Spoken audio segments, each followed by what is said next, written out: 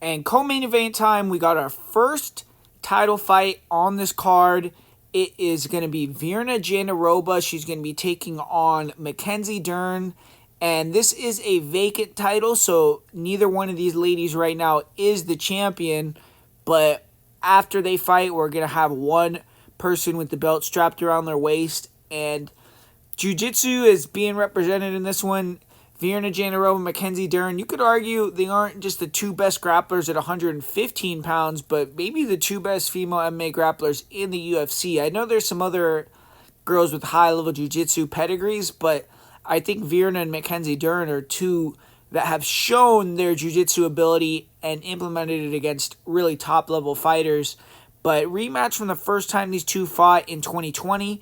There were some grappling exchanges in the first fight, but what happens often when it's a grappler versus grappler, it was a lot of stand-up and striking on the feet. It was a really close fight. Round 1, Dern won clear. Round 2, Jandiroba won clear. Third was a bit of a toss-up round, but Dern hurt her a couple times, maybe differentiated herself, even though Jandiroba was a little higher volume. And then Jandiroba jumped for a flying armbar at the end of the third, and that maybe even could have costed her the fight, but the round was really close, and Dern ended up winning that decision, though. And Jandiroba ended up losing again in 2021 to Amanda Hebos, but since then, she's rattled off 5 wins in a row, and she's not just been winning, she's been absolutely dominating. She beat Angela Hill 30-27, Marina Rodriguez 30-27 on one scorecard. She beat Lupita Godinez 30-27 on a scorecard. She submitted Amanda Lemos. Her last fight, she 30-27 Yan Jiaonan. So, looking really good. And physically, since the first fight, she looks like a new woman. She's a lot leaner. She's lost some muscle mass. It makes her faster, a little bit less gassy. And this is a really difficult matchup for her. The first fight, she was hesitant to engage on the mat with Dern. She had a couple moments where she could have gotten on top but decided to let Dern up. And in this fight, Virna has to be more willing to wade into the danger. If she's smart and has Dern stuffed up against the fence, I think she should be able to stuff the submission attacks, control on top. And we did see her get on top at the end of the second and defend some submissions, stay on top. But she was in some leg lock danger at the end of the round. She is the stronger fighter.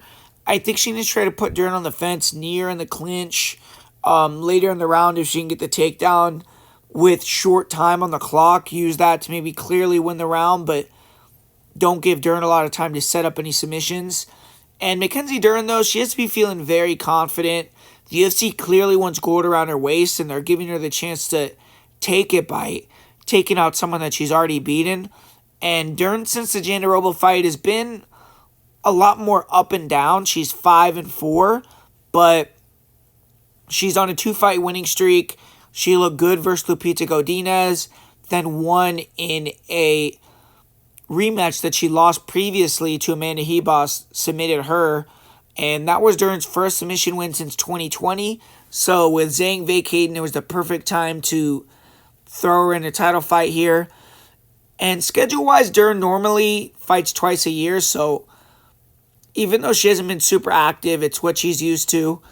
And in round 1 of the first fight, you saw the main difference between these two ladies was the speed. Dern was way faster. She was throwing multiple punches at a time, and she was really wild. She was missing. Now she's a little sharper. I think she could have an even more advantage early on the feet. Virna was kind of just moving a lot and trying to avoid the exchanges. But when Dern slowed down in the second and wasn't just winging countless punches, Virna showed she had the technique to compete. She was landing some hard punches off the back foot. And she ended up on top at the end of the round. She won that round.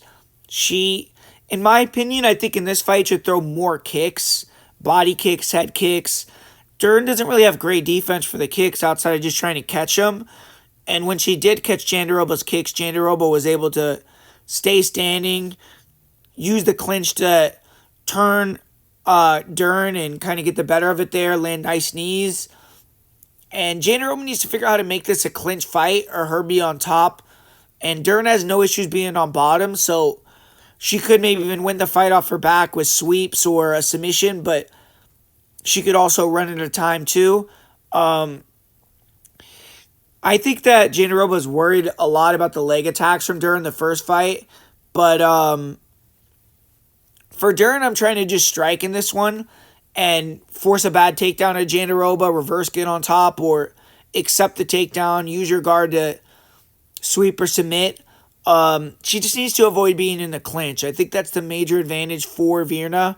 Virna has some nice knees in the clinch, and I think if she could put her there, she could wear on Dern.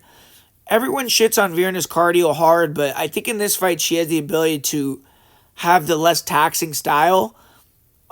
She does have to move a lot, but Dern's going to be the one being wild, chasing her down, throwing harder punches, looking for takedowns. So Virna, if she can just stay heavy and try to avoid the submission, that's how she could win, or just be in the clinch. But